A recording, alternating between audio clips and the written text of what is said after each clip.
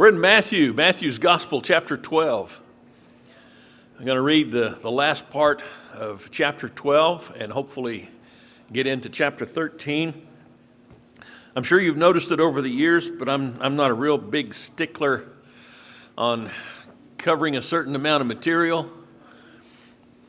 I like to get into the text and then discuss it as much as we like to, and then when we think we're done with it, we move on. So let's do some reading this morning. I need somebody to read 33 through 37, Matthew 12, 33 to 37. All right, we got one volunteer. Larry's going to read that. Who will read 38 through 41? And Janie, all right, 38 to 41. 42 to 45. All right, Robert, 42 to 45. And then 46 to 50. 41 last text to read, and we'll be on our way to get started in class. All right, whose hand is that? Jenny, I think that's you, Jenny, right? Yes. All right, we're good to go. Let's read and finish up reading the last chapter of Matthew and discuss that somewhat. 33 to 37, Larry. Either make the tree good and its fruit good, or make the tree bad and its fruit bad. For the tree is known by its fruit. You brood of vipers, how can you, being evil, speak what is good? For the mouth speaks out of that which fills the heart. The good man brings out of his good treasure what is good, and the evil man brings out of his evil treasure what is evil. But I tell you that every careless word that people speak, they shall give an accounting for it in the day of judgment. For by your words you will be justified, and by your words you will be condemned.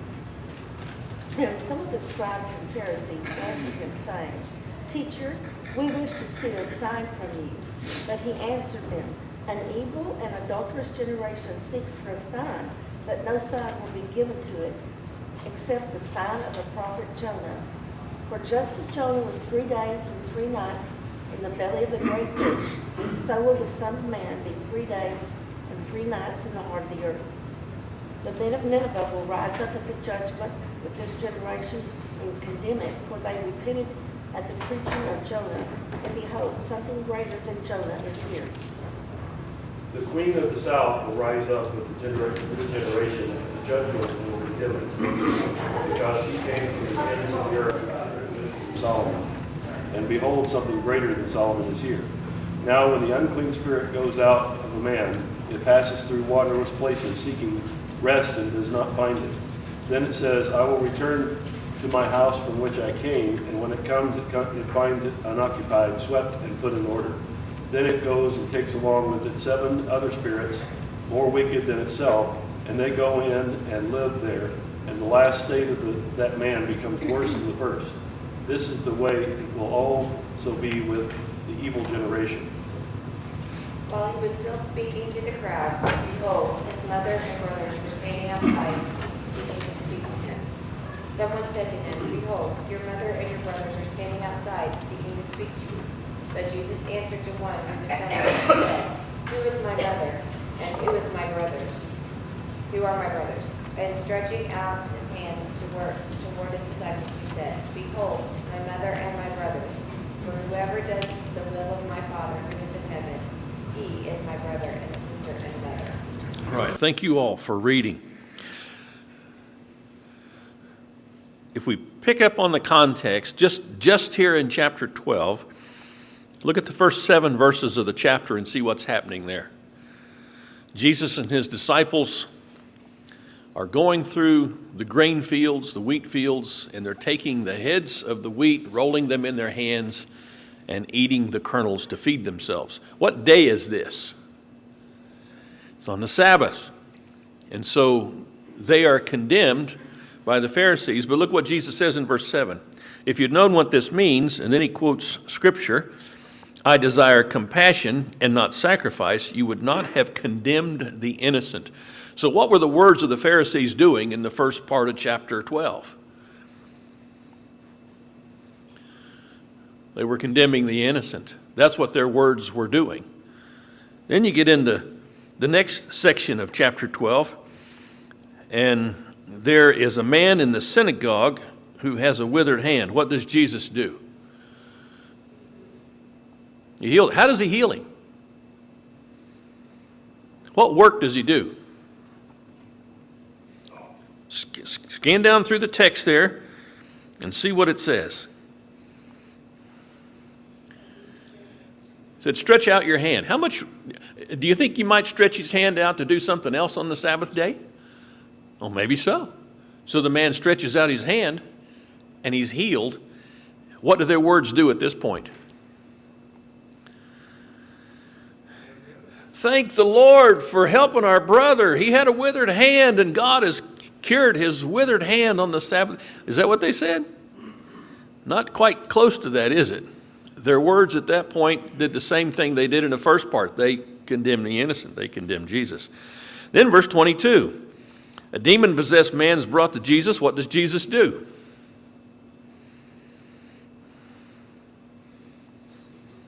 Duh. The same thing Jesus does every time he's confronted with somebody who's demon-possessed. He casts out the demon. What do the words of the Pharisees do at that point? They accuse him of casting out demons by the power of demons. So we've got these three examples of Jesus doing marvelous works, helpful works, beneficial works, and being condemned for it. And then we see this little bit, if you will, in 30 to 31 about the unpardonable sin, 30 to 32. They are seeing the greatest evidence there could be for the truth of the Word of God. They're seeing these miraculous works making a difference in the world, having an impact in people's lives that is so positive. It's beyond question, and still they condemn. Still they hold to their own way of thinking rather than submitting to what they're seeing before their eyes. And Jesus says, if that is your attitude, you won't be forgiven. You persist in that. That's the unpardonable sin. And then we get in to verse 33. This is where we start reading this morning. You got to make the tree good and its fruit good, or make it bad and its fruit bad. How is every tree known? By its fruit. I remember when I was a kid, we had apple trees all over. It's not quite the same anymore, but we had apple trees all over, but there were also some trees that were crab apples. And you learn pretty early, all right, you don't eat the crab apples. And you learn to identify crab apples. And you also learn to identify when fruit is ripe and when it's not ripe. Because when you're a kid, if it's fruit, you think, I'm going to eat that.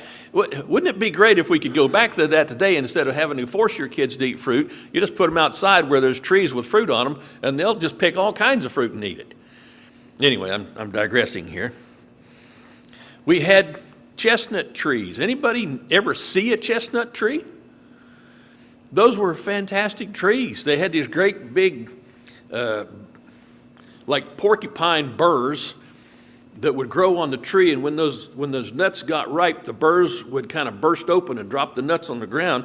Of course, it would drop those burry things on the ground too, so you had to make sure you're either very careful or you had your shoes on when you were getting chestnuts. But you also had these trees that were called Buckeye Trees. Anybody ever see a buckeye? See, this is West Virginia lore here. I apologize, but a buckeye looks just exactly like a chestnut, except for one difference. Who knows what the difference is? What's that? No. Oh, well, there's fruit, but chestnuts were a whole lot smaller than buckeyes. Did I say buckeyes? What did I? Okay, I said buckeye. Buckeyes are massive. They're huge.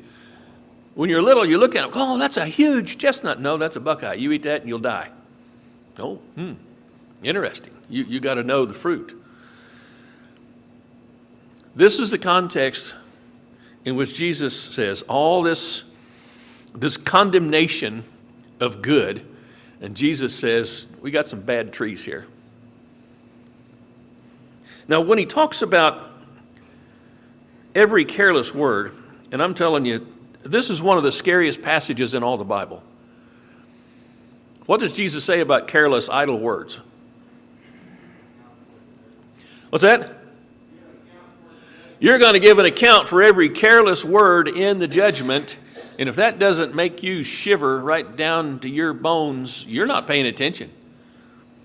Or you're not able to talk. Because if you talk, you've said some things, and Jesus is saying, you know what? Every idle word is going to give an account in the day of judgment. But what kind of words is he talking about? In this context, what kind of words? What's that? Idle words, yes. But those are probably the most innocent, maybe innocent, I guess you might say, compared to what we've already heard in chapter 12.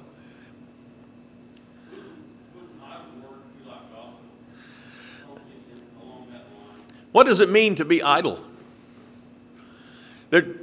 Like your car. When you're idling, you're not going anywhere.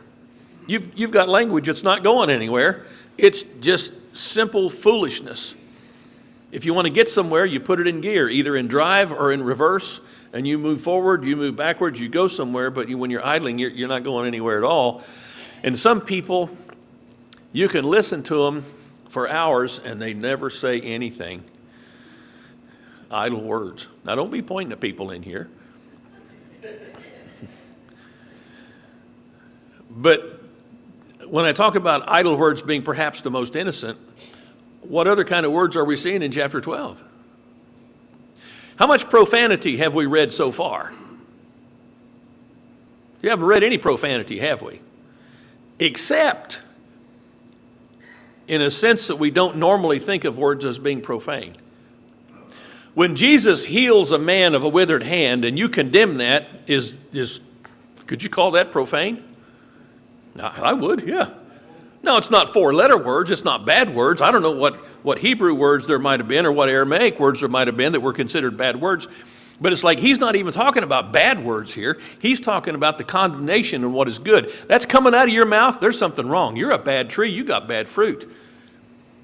What other kind of things can we say that would be described as bad fruit? Discouraging words. Unless you're discouraging someone from doing evil.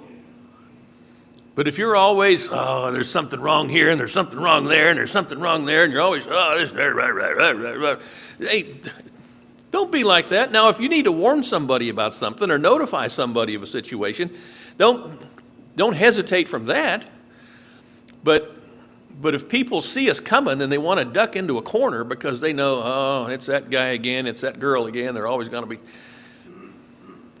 What other kind of words? False preaching and teaching. Ideas, and it's one thing to hold an idea, but you probably know some people like I know some people. If you ever start a conversation with them, you know what it's going to come around to. They're going to have some hobby horse that we used to call them, a hobby horse.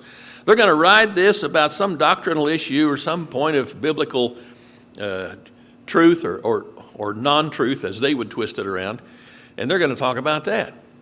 See, when we read this, I don't know about you, but in my experience, we normally think, he's talking about four-letter words, and he is. But when you start comparing four-letter words with the rest of the things we could say that's hurtful and damaging, four-letter words are really at the bottom of the list. And in this context, the words that seem to be in view are those words that condemn the innocent when there's no reason to condemn the innocent. When people look at what's good and they call it evil. Isaiah had something to say about that in the 5th chapter. Woe to those who call evil good and good evil, who put sweet for bitter and bitter for sweet. He had a lot of woes in chapter 5, and that was one of them. Of course, in our present day, none of this is happening. So this is really an irrelevant lesson for us. And you know I'm being facetious. I got my tongue so far in my cheek I can't even talk. And here's the context of it. Jesus is doing great works, helpful works, beneficial works, and he's being condemned for it. And that's what's going to happen to every Christian. You speak up for the truth, you stand up for the truth, you're going to be condemned for it. You're a good tree that brings forth good fruit, the bad trees aren't going to like you. Get ready for it. Verse 38. What are the Pharisees asking for? What are the scribes asking for? Show us a sign. And the next word should be, duh. Were you there in the synagogue when he had that guy just put his hand out and it was healed? Is that not a sign? Were you there when the fellow with the evil spirit was brought who couldn't speak and who couldn't see, and Jesus cast out the demon with a word? Is that not a sign? How many things does Jesus have to do to show who he is? But this is what he says of that. An evil and adulterous generation. Oh my goodness, Jesus is being so judgmental here. Is he accurately describing them? An evil and adulterous generation craves for a sign, and yet no sign will be given it but the sign of the prophet Jonah. What's the sign of the prophet Jonah? Jonah was in the belly of the great fish for 3 days and 3 nights. And Jesus says, I'll give you a sign. You'll have to kill me to get it, but that's the plan. That's the plan. And then he says this is interesting, verse 41. The men of Nineveh will stand up with this generation at the judgment and will condemn it because they repented at the preaching of Jonah, and something greater than Jonah is here. Do you think that's really going to happen? At the judgment? Isn't that an interesting concept? You're in the judgment. I've tried to figure out how this is going to work. Am I going to stand before God myself, or is the blood of Jesus going to cover me? And so I'm just set off to the side, like another text shows us, on the right hand with the sheep, and it's only the goats that'll be judged. How's it going to work out? I'm not completely sure, but he does say that there's going to be the people in Nineveh who repented at the preaching of Jonah. They're going to be at the judgment with everybody else, and they're going to rise up, and they're going to condemn the judgment, or the generation Jesus was with at that point. How's it going to work? I'm not exactly sure. But maybe you've done this like I've done this. You've looked back in history, and you've seen people who stood up for the faith and were thrown into prison, or were tortured, or were put to death, or who lost their possessions. They suffered great difficulty and hardship because they stood up for the faith. And what are you asking yourself when you read about them? Will I do that if that happens to me? Will I have that kind of faith? And so we compare ourselves with those who've gone on before us, who've set a fantastic example, which is what God does for us in Hebrews chapter 11, among many, many other places. In Hebrews 11, he gives us a list of people who by faith overcame this world. And when we read that, the idea is it's supposed to inspire us. Look at all these people who lived in faith. Against all appearances, against all odds, if you will, they lived in faith and they proved God to be right. We should look at them and take our example. They suffered greatly for their faith, but they stayed steadfast.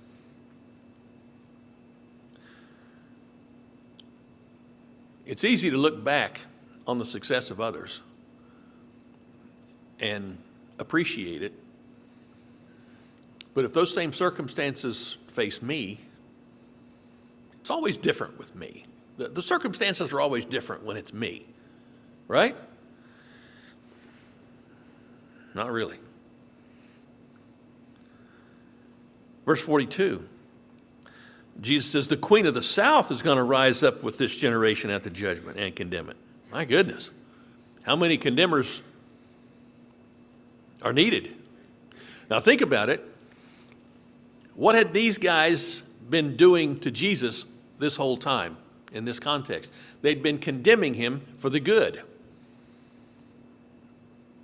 And Jesus says, hey, every idle word you speak, you're going to give it account in the day of judgment.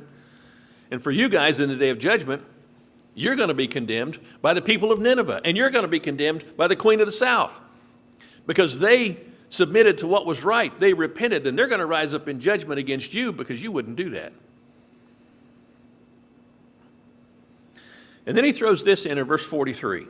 Why is this here in this context? He says, when the unclean spirit goes out of a man, it passes through waterless places seeking rest and doesn't find it. And then it says, I'll return to my house from which I came. And when it comes, it finds it unoccupied, swept, and put in order. And then it goes and takes along with it 7 other spirits, more wicked than itself. They go in and live there, and the last state of that man becomes worse than the first. That's the way it will also be with this evil generation. Oh, wow. What's he talking about? How could this be put into context? How could this be overlaid in this circumstance and be seen to make sense? I miss overhead projectors sometimes because you had those cool overlays. You would make one thing on the... But who doesn't know what an overhead projector is, by the way? You had these clear plastic sheets you could write on or print on. You could put stuff on them and throw it up on the overhead. It would put it on the screen. They could take another one, clear plastic sheet, and put something else on it that went along with the first one and put it right over top of the first one, and it would add to it. It was really neat. So what's this overlay here?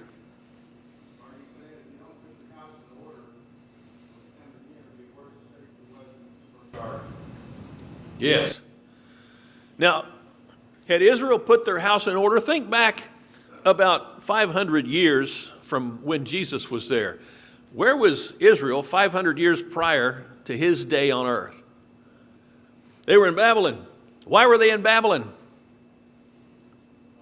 They were wicked and they were evil. They had fallen from the Lord's will by idolatry and all kinds of horrible things. And so he sent them off into captivity.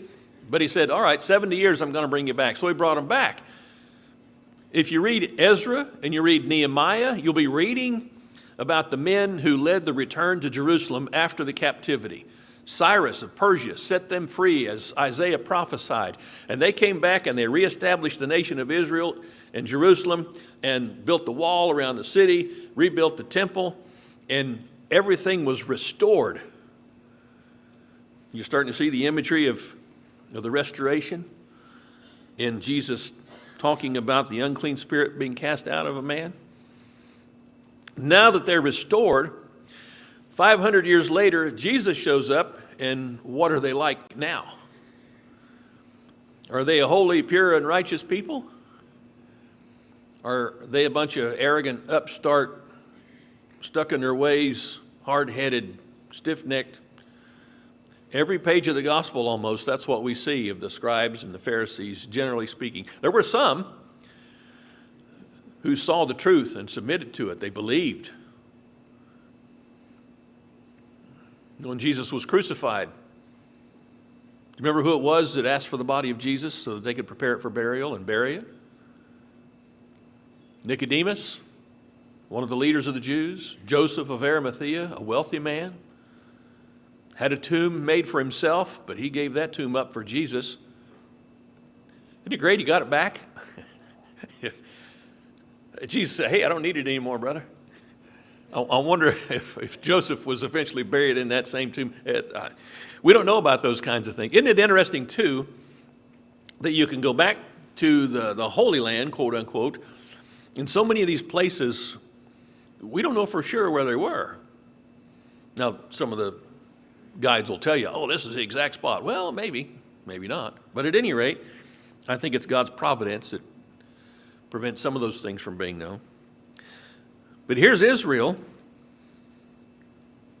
Spirit's cast out. They return to Jerusalem, and then in time, they become as bad or worse than they were prior to this.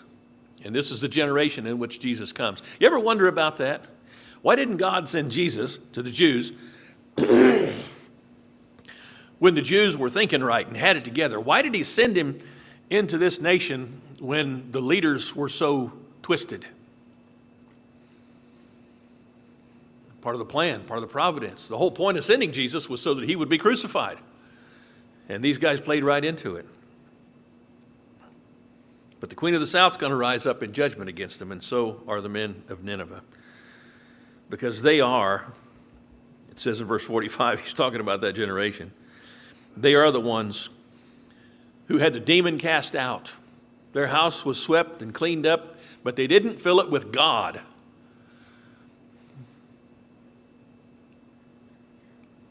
And so the demon came back and he brought friends. And here we are. So verse 46 brings us down to the end of the chapter where it says he was speaking to the crowds. And who came? Who showed up on the scene when Jesus was talking to the crowds? His blood family, his mother and his brothers, as we would call them, blood family. And they were standing outside. They wanted to talk to him. What they want to talk to him about, who knows? Somebody told him, hey, your mom and your brothers are standing outside. They want to talk to you. And what did Jesus say?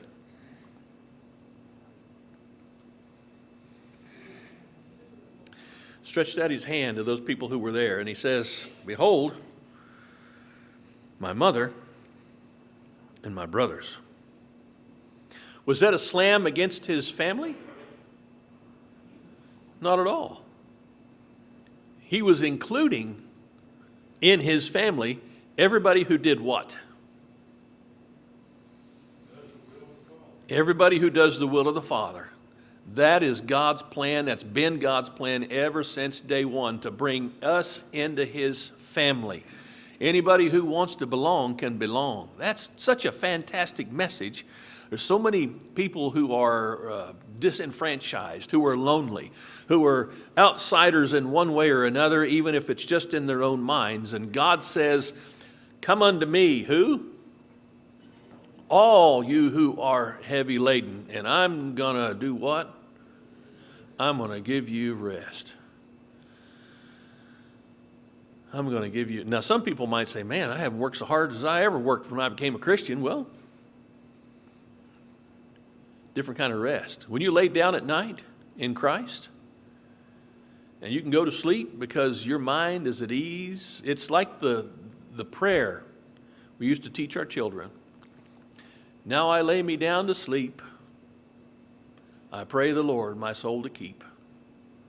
If I should die before I wake, I pray the Lord my soul to take. Because you never know when you lay down. Now, I'm not trying to scare anybody. It's just the reality of life. Several people have died this past week. And I know you've seen the news stories, but a lot of people died who weren't in the news. If your experience is the same as mine, you know most of those people had no expectation that they would die when they got up that day. But if you live in Christ, I know people who are Christians who have prayed for death because, boy, it'd just be great to be with the Lord, and life is so hard right now, and difficulties with life and health. And I'm just ready to die.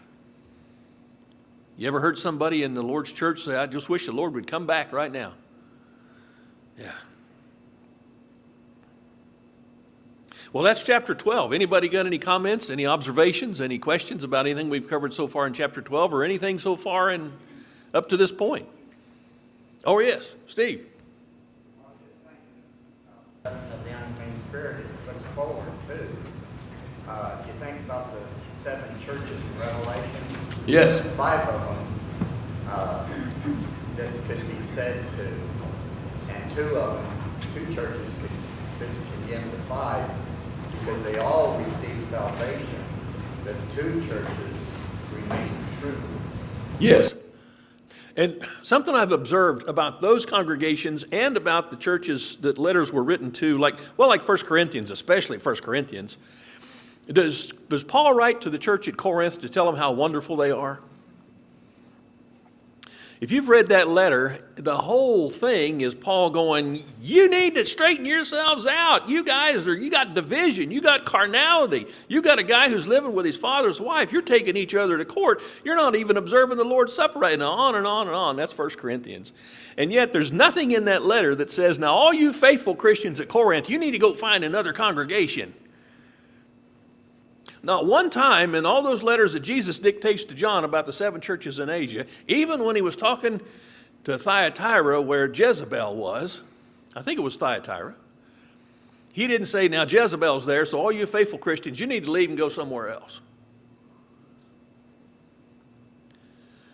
In our culture today, in America, we are consumers. And if you go to a store and they have a product that's not priced the way you think it is, you'll get online and you'll find it somewhere else. And you'll go wherever you find what you're looking for. But the church is family. And you don't do that with family. You don't grow up in a family and say, well, my friend over there's got a better family. I think I'm going to pull up my stuff and move over there and get in with them. You don't do that. Nobody would even think about that. And that's the way the church is. We're family. Just something I thought that's free. But I think it goes with what Jesus is talking about. I do want to come back and reiterate when he's talking about our words. Don't think in that context necessarily just about profanity. Yeah, it includes profanity, but I think profanity is the least of what Jesus had in context right there. I think he's talking about things we say that hurt, things we say that condemn, bearing false witness, being ugly towards people, being unnecessarily judgmental.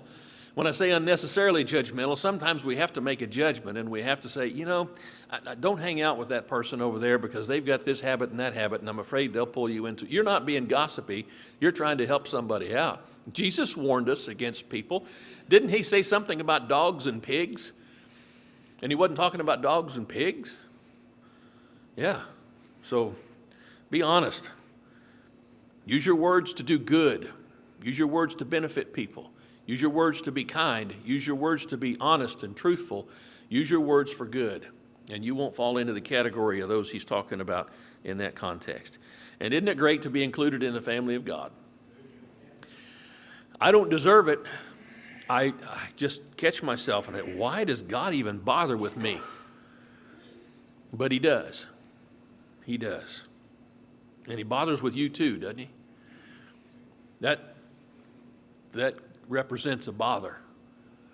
Perhaps that cross, that crucifixion. But Jesus, for the joy set before him, endured the cross, despising the shame. We were the joy. Chapter 13. Need somebody to read verse 9. Let's just read verse 9 to start with. Need one reader? You're so important if you're that one reader. All right, Preston. First word? The 1 through 9. Chapter 13, 1 through 9. The same day Jesus went out of the house and sat by the seaside, and great multitudes were gathered together unto him, so that he went into the ship and sat, and the whole multitude stood on the shore. And he spake many things unto them in parables, saying, Behold, a sower went forth to sow, and when he sowed, some seed fell by the wayside, and the fowls came up and devoured them. Some fell upon stony places where they had not much earth, and forthwith they sprang up, because they had no deepness of earth. And when the sun was up, they were scorched, and because they had no root, they withered away. And some fell among thorns, and the thorns sprung up and choked them. But others fell on good ground, and brought forth fruit, some 100-fold, some 60-fold, some 30-fold. Who hath ears to hear, let him hear. He who has ears, let him hear. What does that mean? What do we find out in chapter 12? No matter how much good you do, No matter how much truth you speak. What's that? Listen and learn. But there are going to be people who will not listen. There are going to be people who will not learn. There are going to be people who will not hear what you are saying. And you know what that's all about. And Jesus says, those that have ears, let them hear. All through his ministry, he taught with parables. And you had to listen very closely to get the meaning. You ever think of parables as fun? I know it's kind of an odd question, got to be an odd question. Don't you like puzzles? Anybody like puzzles? The puzzle industry is a multi-million-dollar industry. Jigsaw puzzles, word books, word finds, Sudokus. I don't even know if I'm pronouncing that right. Is it Sudoku? Is that how you pronounce it? Or Sudoku? I think that's a Japanese word for dumb math puzzles, but anyway, that's only because I don't do math very well. But at any rate, puzzles are fun. And when Jesus tells a parable, it's like it's a puzzle. It's a word puzzle. How do you figure out what this means? And sometimes you'll pursue some idea with the puzzle. Just like you ever get those little metal things, 3 or 4 pieces together, and you got to twist them and turn them. And that's not going to come apart. And somebody takes it and puts it behind their back and pulls it apart. Oh, look at there! What? How'd you do that? Well, you take it and you mess with it until I didn't see that before. That's the way a parable is. It's like a puzzle. The truth is there. It's right in front of you. But it's like you got to work for it. But here's the deal about that. When you study it and you work for it and then you discover what it's all about, that is so cool. I get that now. And because you've worked through it to find it, it's yours. And you get to keep that discovery. It's not so much that way when you teach like I normally teach with PowerPoint. Okay, here's point number 1. Da, da, da, da, da. Here's point number 2, da-da-da-da-da. Here's point number 3, da-da-da-da-da. And then the service is over and you leave and you go, what did Marty preach about? I don't know, he had 3 points, but I don't know what they were. I sound like that Gaffigan guy now, Jim Gaffigan. But parables are not like that. Because you see, the parable, it's a story, but you know it's got a meaning beyond the story, and you got to figure it out. And when you figure it, oh yeah, that goes here and this goes there. Well, that's cool, and it's fun. It's interesting, but it's not just fun and interesting. It has a lesson with eternal value, and that's what Jesus is doing with parables. But he's doing it. And the disciples ask him about this. Verse 10, why do you speak to them in parables? And Jesus gives an interesting answer. To you it's been granted to know the mysteries of the kingdom of heaven, but to them it has not been granted. What, doesn't that sound unfair? It's granted to you, but it's not granted to them? What? No, Jesus, is that fair? Then he says this by way of explanation. Whoever has, to him more shall be given, and he will have an abundance. But whoever does not have, even what he has shall be taken away from him. What in the world does that mean? Therefore I speak to them in parables, because while seeing they do not see, and while hearing they do not hear, nor do they understand. What happened in chapter 12? What did they see in chapter 12? They saw Jesus perform miracles that nobody else could ever do, and they were beneficial miracles, they were helpful miracles, and what did they do? They refused to see that those were good, because they had their own view of the way things were supposed to be, and Jesus did not fit their view of what the Messiah was supposed to be like. And besides, if they accepted that he was the Messiah and he was the authority, how did they see their status?